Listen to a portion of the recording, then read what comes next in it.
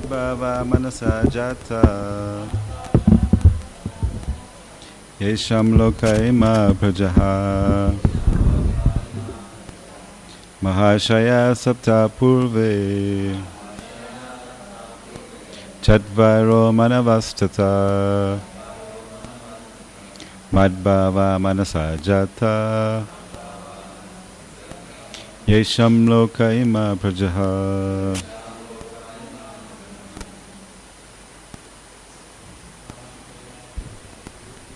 Mahashaya sapta purve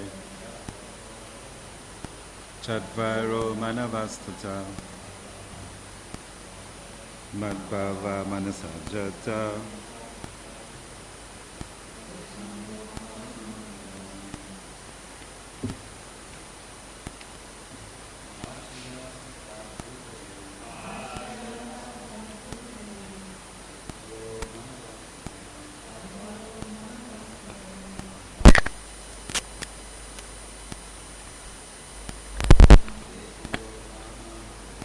Yesham lokaima.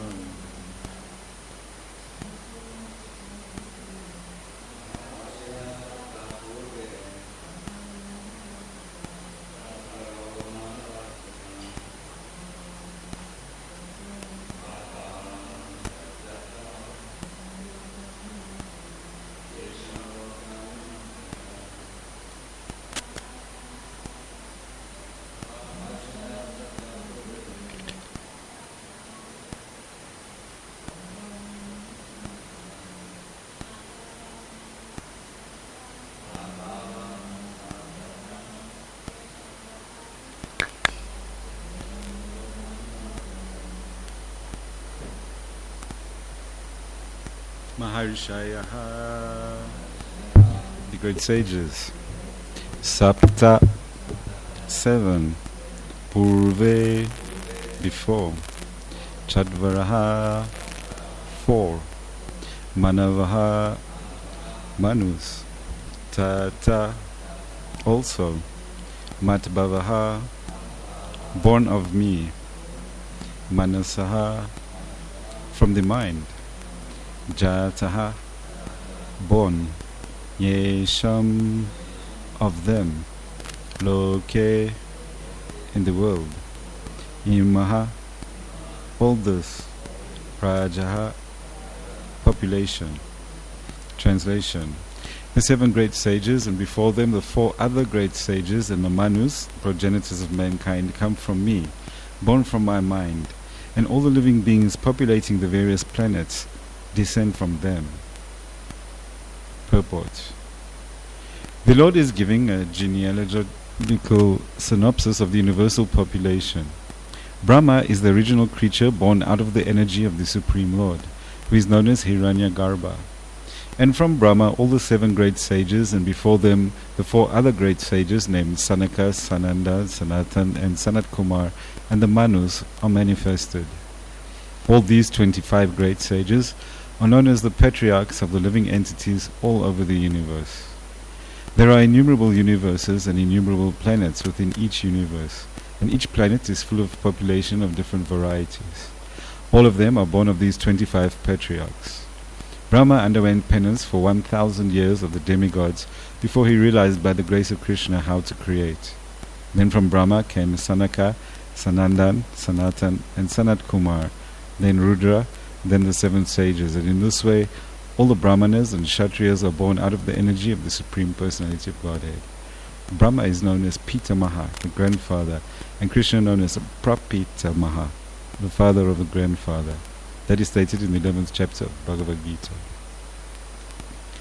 Om Gyantimarandasya Ganangara Shalakaya Chakshurumalitannana Tasmai Shri Namaha Shri Chaitanya Manovistam Stapitam Gunabhutale Swayamrupa Kadamaya Devati Swagati Jai Shri Krishna Chaitanya Prabhu Nityananda Shri Advaita Gadadha Shivasari Gaura Bhakta.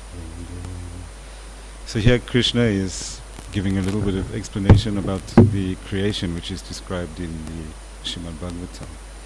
So the first Purusha is known as Karano Dakshaya Vishnu, and he lies down in actually the universe comes from the skin holes.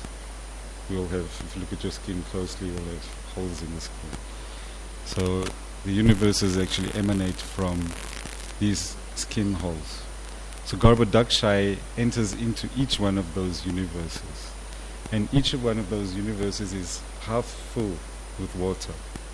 And he lies down and he just relaxes because he's Vishnu, he doesn't have anything to do. And from his navel, a lotus flower, a lotus stem first sprouts, and then obviously the lotus flower is born. And this gives birth to Lord Brahma. So within the stem are situated 14 planetary systems. And we're right in the middle. So there's... It doesn't state. I'll check for you. So there are 8 planetary systems underneath the earthly section. And it's understood that the middle part is a place where there's enjoyment and suffering, everything's mixed. But above that is heavenly enjoyment, and underneath that is hell. But for a devotee it's all hell, the middle, the top, the whole thing, because it's not Krishna Loka. It's not connected to the Supreme Lord. So from Garbhodakshai Vishnu comes Kshirodakshai Vishnu. And Kshirodakshai Vishnu is the collective supersoul of all living entities. And then from him come all the incarnations. So then Mahavishnu lies down also in an ocean. This is called the Karana ocean, the causal ocean. And from him comes the Mahat Tattva, which is the sum substance of whole creation. Question? And then material nature herself creates universes. It's understood that all the planetary systems are situated. It's quite difficult to understand because we just heard that the planets are situated inside the stem, but it's also understood that the universes are situated on the body of the Mahavishnu. So when the devotees see this Purusha, they don't see Krishna and they don't see Vishnu with 4 arms. They see thousands of hands, thousands of legs, thousands of eyes. So in the beginning, it's explained here, there were the 4 Kumars. These are considered the first incarnation of Krishna. Although they're not directly Krishna, but they're counted as the first incarnation. Then all the rishis, Manus and demigods are portions of plenary portions. They're not directly Krishna. Srila Prabhupada gives the example of a candle. You light different candles, so they all have the same potency of light, but they're not all exactly the same. So these include the Prajapatis. Prajapatis are progenitors of mankind. So the building blocks of this universe are 8. Do you know them? Would you like to try? The building blocks of this universe is made of 8 substances. Yeah?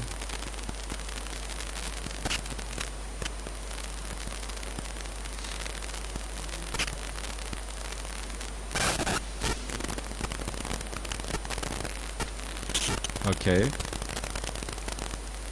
What's the nature of these 8 things? Because let's say building block, a brick, what is it made of? What is its substance? It's made of some type of clay, right? So the 8 building blocks are solid. These are the qualities, okay? Solid, liquid, yes, gaseous, ethereal, mind, intelligence, false ego, did I say radiating? Radiating also. So Brahma manifests all these 7 great sages, the original 7 great sages, from his body. They become Prajapatis. So simply by deliberation is considered the best part of the body of Brahma. So this shows us how deep Vedic culture is, because when we think of body, we think hands, eyes, legs, stomach, etc. But deliberation is considered part of the body. It's considered the best part of his body. So Narada comes from deliberation. Vasistha comes from Brahma's breathing. Daksha comes from the thumb of Lord Brahma. Bhrigu is generated by the touch of Lord Brahma. Very interesting. Kratu comes from the hand of Lord Brahma. Pulasthya comes from the ears of Lord Brahma. Angira comes from the mouth. And Atri comes from the eyes. Marichi comes from Lord Brahma's mind. Pulaha comes from Lord Brahma's navel. And Kardama is the most interesting. He's generated by the shadow of Lord Brahma. So these sages, they create the 8,400,000 different species of life. So why should we study this? Why don't we just sit and talk about Krishna Bhav and gopis? That's easy to understand, no? Loving relationships are easy to understand. Why should we worry about 8 building blocks? Yes, Mataji. Because we identify with the body, the false ego, yes.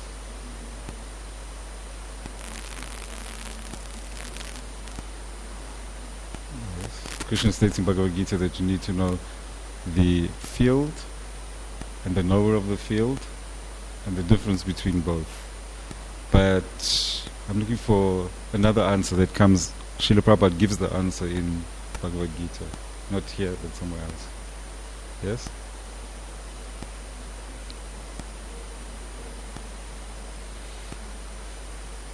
That's a good answer. So that we appreciate the greatness of Krishna and become amazed. Yes, Prabhu? So Srila Prabhupada quotes the verse in Bhagavad Gita where Krishna says that if you know the nature of my appearance and disappearance, if you understand me, you become free from birth and death. And Srila Prabhupada in the Srimad Bhagavatam applies it to this section. This was quite a realization for me because I always thought nature and appearance refers to Krishna, the Supreme Personality of Godhead with 2 hands. If you understand how he comes, how he kills demons, then you can be liberated, but it seems to be a little bit more like we need to get a little bit more into detail. So Srila Prabhupada actually mentions this in connection with creation, that we have to understand all of Krishna's different pastimes and qualities.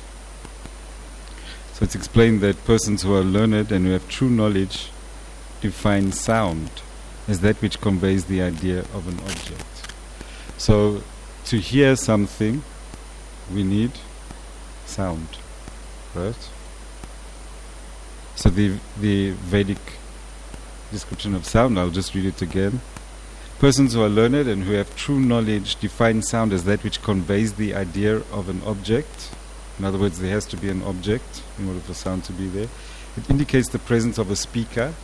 There can be no sound if someone is not speaking. And who constitutes the subtle form of ether.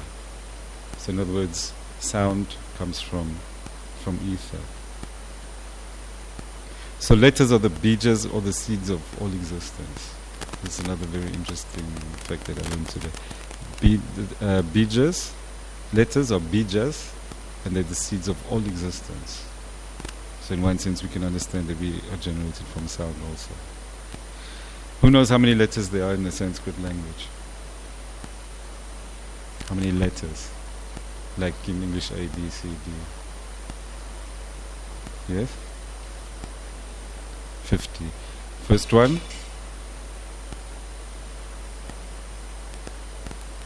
Nice. No. Om is considered as the very first sound vibration, but it's not the first letter. Prabhu? Close? It's two English letters or 2 French letters put together. Ak. And the last one is Shara.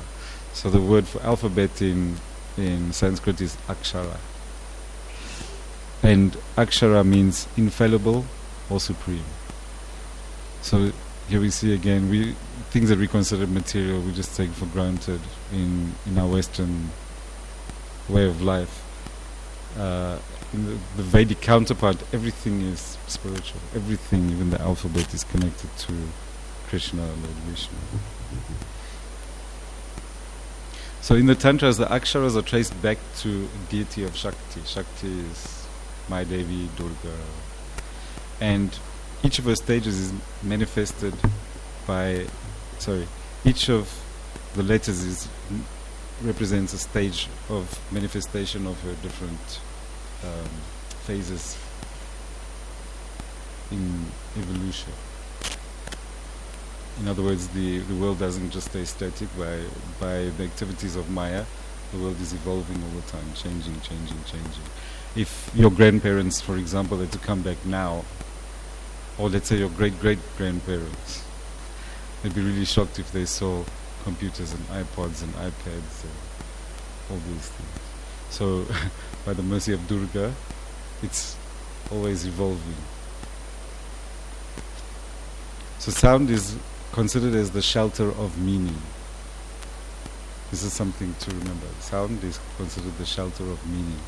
But noise is a different thing. It's not considered the shelter of meaning. So sound, it means that there has to be consciousness behind the sound. One who speaks has some kind of consciousness. So this brings us back to the very beginning of the lecture, when we realize that we have contaminated consciousness. Because when we speak, what do we speak about normally? What do we speak about? All kinds of nonsense, materialistic things, even as devotees. Sometimes you go and sit in the tent amongst groups of devotees and see how many are talking about Krishna. It's amazing. Hardly anyone. So it's very important to purify our consciousness, and this can only be done by sound, because sound is, as I just explained to you, it's the source of everything. So sound contaminates us, but it can also purify us. Just like the mind is your greatest enemy or your greatest friend.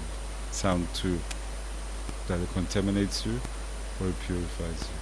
So we have to make it a habit to fit it in somehow, somewhere during the day, that we listen to Bhagavad Gita class or Srimad Bhagavatam class.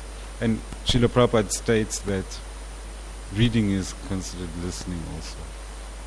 But listening in the association of devotees is considered more powerful, just like chanting. If you chant japa, it's very powerful, but if you sing in a kirtan, it's considered that it's, Srila Bhaktisiddhanta said it's 100 times more powerful. It doesn't mean that we have to have kirtan all day and don't chant others. It would be nice, but we'll do that one day in the spiritual world. Hare Krishna. So, any questions or comments? Yes, brother.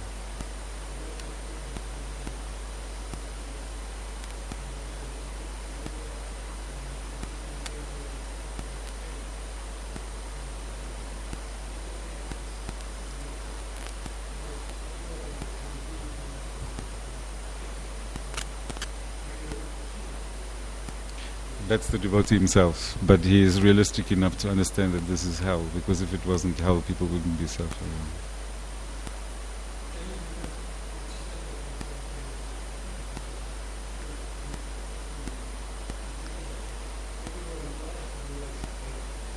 Everywhere you are referring to Lord Chaitanya. So then why did you become a devotee? You were just happy, right? Why did we all become devotees? Because we got fried on the material world, realized, I'm suffering here, this place is not that nice. So when we become purified, yes, definitely everywhere is Vaikuntha, because we carry Vaikuntha with us and we give Vaikuntha to everybody else. But definitely if you go outside and ask everybody, are you in heaven? They're not going to tell you that they are, if they're honest with themselves. So the point that I was getting at is, because Krishna is not obviously all pervasive. In other words, if you go in a bar, you don't see Krishna. If you go in the average house, you don't see Krishna. But if you come in the temple, you see Krishna. That's the difference in the consciousness of the two groups. So the devotee sees the material world as hell, but at the same time, a devotee is willing to go to hell if it means that he can preach to someone and take them back with him.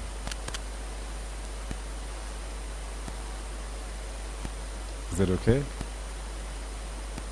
Debate? No?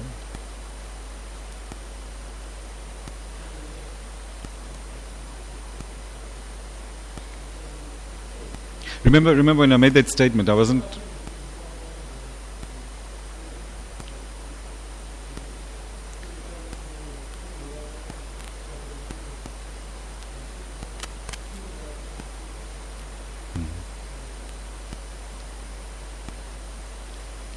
You have a point, but what I'm saying is the devotee sees the place as hell for other conditioned living entities. I feel sorry for you that you're suffering, and therefore, yeah.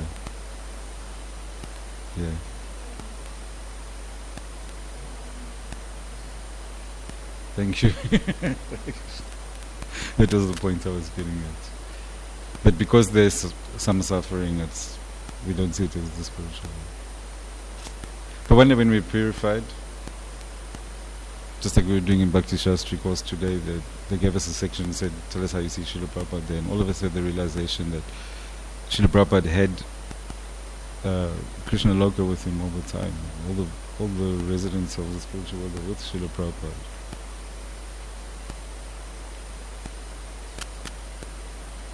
Prabhu, would you like to say something?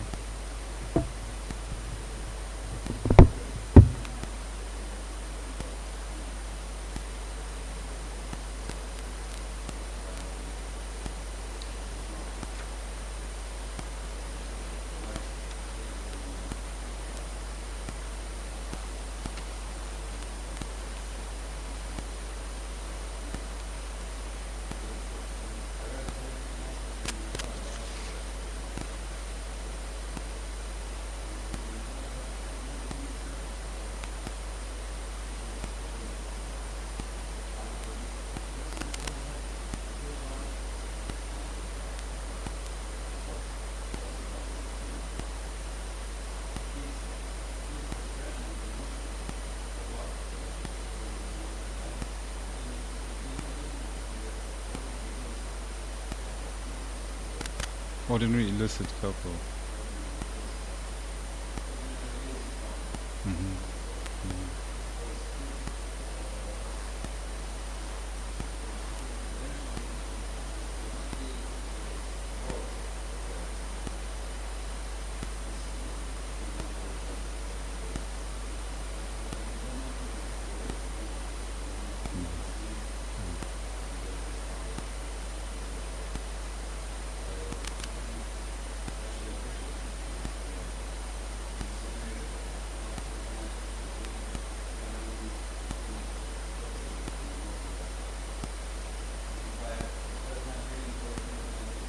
It's just superficial. As your relationship gets deeper, then you really appreciate the devotee.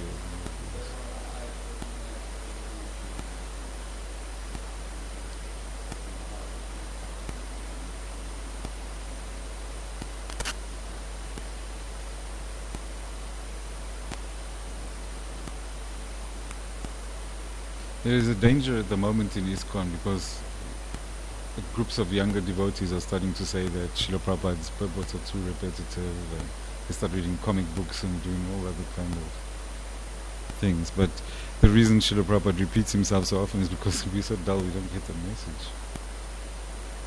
I'm sure all of you have had the experience where you sit and you read for half an hour and suddenly you realize, wow, nothing went inside.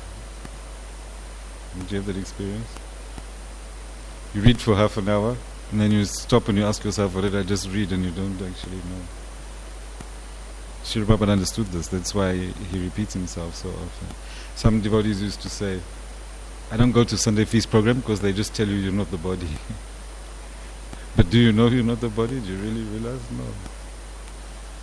It takes us many, many years to have that realization. Theory, yes, but realization is another thing. Would you like to make some closing comments, Mataji? Prabhu? No? Prabhu? Prabhu? Some closing comments?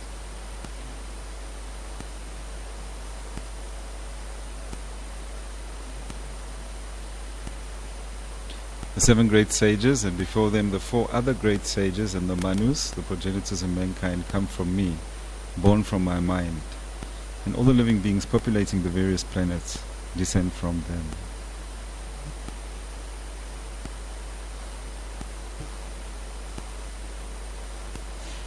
It's Pulastya, Pulaha, Marichi, Atri. Which one didn't I say? The ones that I mentioned, and I told you where they originated.